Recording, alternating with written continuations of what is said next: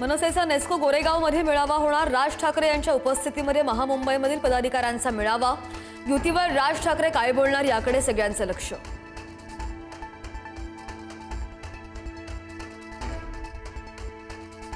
कुणाच्या ठिकऱ्या उडतील हे लवकरच कळेल, घोडा मैदान दूर नाही। संजय राऊतांच्या टीकेला शिंदेंचं प्रत्युत्तर।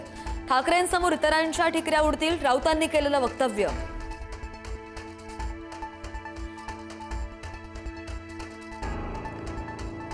नाशिकमध्ये पहिल्यांदा ठाकरेंच्या शिवसेनेचा भाजपला धक्का।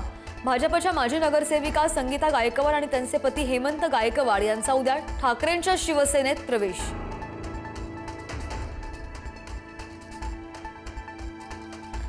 कुणाला खुमखुमी आली असल्यास दाखवून देऊ, धनुष्यबाण कसा चालतो हे दाखवून देऊ।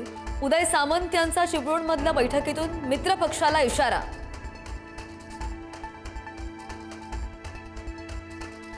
मतदार याद्या अद्ययावतच, मुख्य निवडणूक अधिकाऱ्यांचा दावा। विरोधकांचे आरोप फेटाळून लावले। दुबार नावे आणि वयांमधील फरकांची दुरुस्ती यापूर्वीच केली।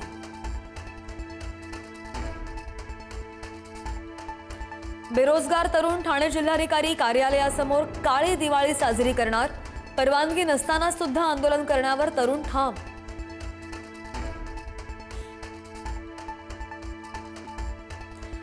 नागपूरमध्ये महाज्योतीच्या 2 नव्या इमारतींचा भूमिपूजन सोहळा।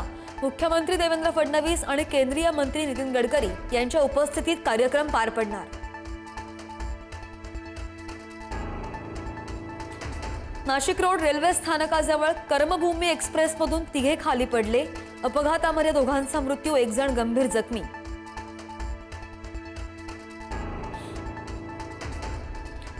मुंबई पुणे एक्सप्रेस हायवेवर बोरघाटात सलग दुसऱ्या दिवशी वाहतूक कोंडी।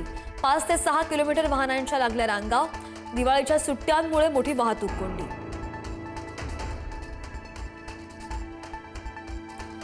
पुणे ते अहिल्यानगर मार्गावर सुद्धा मोठ्या प्रमाणावर वाहतूक कोंडी। आज सकाळपासूनच वाहनांच्या लांब रांगा। पुण्यातून दिवाळीसाठी जाणाऱ्यांची मोठी गर्दी।